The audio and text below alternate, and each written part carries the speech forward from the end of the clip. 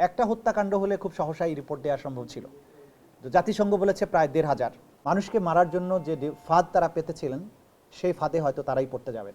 তাড়াহুড়া করতে গিয়ে তদন্ত রিপোর্ট যাতে কোনো ত্রুটিপূর্ণ না হয় সেই ব্যাপারেও খেয়াল রাখবেন।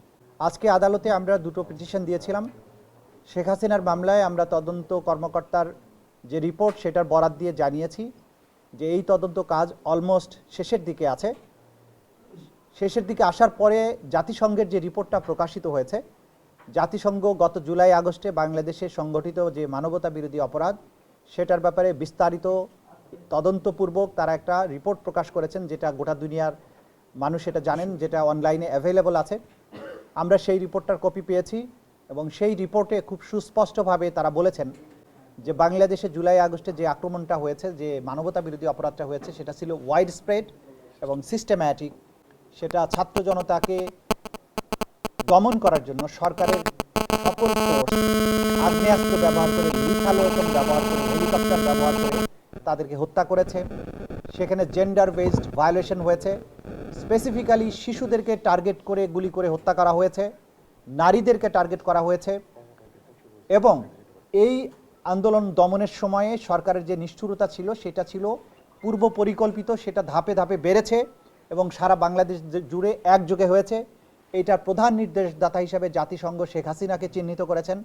তার সাথে তদানীন্তন স্বরাষ্ট্রমন্ত্রী আসাদুজ্জামান কামাল, আওয়ামী লীগের সাধারণ সম্পাদক, তাদের নির্দেশের কথা বলা হয়েছে, তাদের অর্ডারের কথা বলা হয়েছে। এবং ছাত্রলীগ, যুবলীগ, আওয়ামী লীগের বাকিরা পুলিশ এবং অন্যান্য বাহিনীর সাথে অক্সিলিয়ারি ফোর্স হিসাবে এই হত্যাকাণ্ড এবং মানবতা বিরোধী অপরাধ সংগঠন করেছেন। এই এভিডেন্সটা আসার পরে ন্যাচারালি আমাদের তদন্ত রিপোর্টের মধ্যে সেটা অন্তর্ভুক্ত হবে বলে আমরা মনে করেছি এবং আমরা জাতিসংঘের কাছে চেয়েছি যে তারা যে সমস্ত ম্যাটেরিয়ালের উপর ভিত্তি করে এই প্রতিবেদন তৈরি করেছেন সেগুলো পাওয়ার ব্যাপারে আমরা তাদেরকে রিকোয়েস্ট জানিয়েছি। সেগুলো আমরা সংগ্রহের একটা প্রক্রিয়ার মধ্যে আছি। যতটুকু পাওয়া যাবে সেটাকে আমরা তদন্ত রিপোর্টের সাথে সংযুক্ত করব। যেহেতু জাতিসংঘের মতো একটা বিশ্বের সবচাইতে বড় আন্তর্জাতিক সংগঠন, যাদের বাংলাদেশের কারো পক্ষে কোনো পলিটিক্যাল বায়াসের কোনো কারণ নেই, তারা যেহেতু গণহত্যার ব্যাপারে সুস্পষ্ট একটা রিপোর্ট দিয়েছে, এইটা আমাদের মামলা প্রমাণের জন্য একটা বড় এভিডেন্স হিসেবে কাজ করবে। এই কারণে আমরা 2 মাসের সময় চেয়েছিলাম। আদালত আগামী 20 এপ্রিল এই পরবর্তী তারিখ নির্ধারণ করেছেন। এই সময়ের মধ্যে তদন্ত রিপোর্ট যাতে পাওয়া যায় সেটার ব্যাপারে বলেছেন। আমরা বলেছি যে আশা করছি আমরা এর আগেই তদন্ত রিপোর্ট দাখিল করতে পারবো। আদালত যেটা বলেছেন যে তাড়াহুড়া করতে গিয়ে তদন্ত রিপোর্ট যাতে কোনো ত্রুটিপূর্ণ না হয় সেই ব্যাপারেও খেয়াল রাখবেন। আমরা এটা কোর্টকে জানিয়েছি। মানবতা বিরোধী অপরাধ হচ্ছে বিশ্বের সবচাইতে বড় অপরাধ এবং এটার তদন্ত প্রক্রিয়া বিশ্বের সবচাইতে জটিল এবং কমপ্লেক্স। এই কারণে এইটাকে যথাযথ প্রক্রিয়া অনুসরণ করে রিপোর্ট আমরা দেওয়ার চেষ্টা করছি। সেক্ষেত্রে আমাদের তদন্ত সংস্থা এবং প্রসিকিউশন দিনরাত কাজ করছেন। এই ব্যাপারে আমরা আপনাদের মাধ্যমে জাতির কাছে এটি মেসেজটা দিতে চাই যে আমরা দিনরাত কাজ করছি এবং আমরা তদন্তের একটা চূড়ান্ত পর্যায়ে আছি। আশা করছি খুব সহসাই এই রিপোর্টগুলো আমাদের হাতে চলে আসবে। বাকি যে মামলা ছিল ওবায়দুল কাদের সহ বাকি মন্ত্রীদের, তাদের ব্যাপারেও একই প্রেয়ার এবং একই এভিডেন্স কিন্তু এখানে কাজ করবে। সেই হিসাবে তাদের ক্ষেত্রেও আমরা একই আবেদন জানিয়েছিলাম, আদালত সেটা মঞ্জুর করেছেন।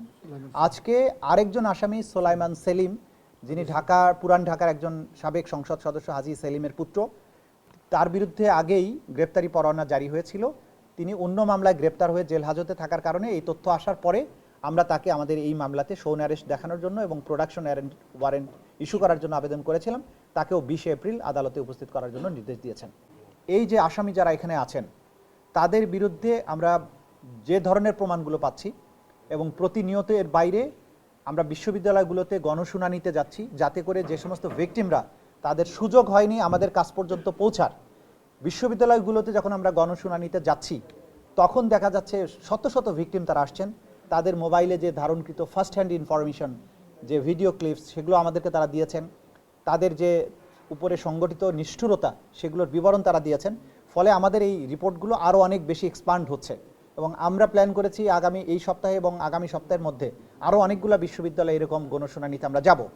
এবং সে কারণে যেহেতু ঢাকাতে বেশি পরিমাণে হয়েছে, ঢাকার সবগুলো বিশ্ববিদ্যালয়ের কাছে যদি যাই, তাদের কাছে এই সংগৃহীত এই তথ্য প্রমাণগুলো আমাদের তদন্ত রিপোর্টকে অনেক বেশি এনরিচ করবে। সে কারণে এগুলোকে গুছানোর জন্য একটা সময়ের প্রয়োজন হবে। হাসপাতালগুলোর থেকে আমরা বুলেটগুলো জব্দ করেছি, যেগুলো শহীদদের গা থেকে বা আহতদের শরীর থেকে অপসারণ করা হয়েছে অপসারণের মাধ্যমে, সেগুলো জব্দ করা, সেগুলোর ফরেন্সিক করা, সেগুলো কাজ আমাদের চলমান আছে এবং জাতিসংঘ রিপোর্টের সাথে এটার কিন্তু মিল আছে যে কোন ধরনের আগ্নেয়াস্ত্র থেকে গুলি করা হয়েছে সেগুলো আমরা পাচ্ছি। একটা হত্যাকাণ্ড হলে খুব সহসাই রিপোর্ট দেওয়া সম্ভব ছিল, তো জাতিসংঘ বলেছে প্রায় ১,৫০০। আমাদের কাছে ১,৫০০ থেকে ২,০০০ এরকম তথ্য প্রমাণ আছে, এই পরিমাণ শহীদ এবং বাকি তো আহতের প্রশ্ন আছে। সুতরাং এটা অসম্ভব জটিল এবং কঠিন কাজ, কিন্তু আমরা দিনরাত পরিশ্রম করে এটাকে সফল করতে চাই। আমাদের প্রত্যেকের মধ্যে সেই দৃঢ় প্রতিজ্ঞা আছে, আমরা জাতির কাছে কমিটেড। ইনশাল্লাহ আমরা খুব দ্রুততম সময়ের মধ্যে এটা কমপ্লিট করতে সক্ষম হব। আপনারা মনে রাখবেন যে তদন্ত কাজে যতটুকু লাগবে সেইটুকু সময় কিন্তু আমরা গ্রহণ করব, কারণ আমরা যদি বেশি তাড়াহুড়ো করি তাহলে এত কমপ্লেক্স একটা তদন্তের যদি কোনো ত্রুটি থাকে এবং সেই ত্রুটির ফাঁক দিয়ে আসামি বেরিয়ে যায় তাহলে জাতির কাছে কিন্তু আমরা দায়বদ্ধ থাকব। মানবতা বিরোধী অপরাধের মতো জটিল এবং এত সিরিয়াস অ্যালিগেশনের ক্ষেত্রে এটা তো বলাই আছে অজামিনযোগ্য, কিন্তু জামিনের ব্যাপারে তো আদালতের জুরিসডিকশন আছে যদি আদালত মনে করে, কিন্তু এই সব আসামিদের বিরুদ্ধে এমন সব অভিযোগ আছে যে তাদেরকে বিচার শেষ হওয়ার আগে জামিন দেওয়ার কোনো সুযোগ আছে বলে আমাদের দিক থেকে আমরা মনে করি না। এই মামলাতে একটা গুরুত্বপূর্ণ প্রমাণ হবে যে ডিজিটাল তথ্য প্রমাণ। তো ডিজিটাল তথ্য প্রমাণ আপনারা জানেন যে ডিজিটাল ফুটপ্রিন্ট বলে একটা জিনিস থাকে।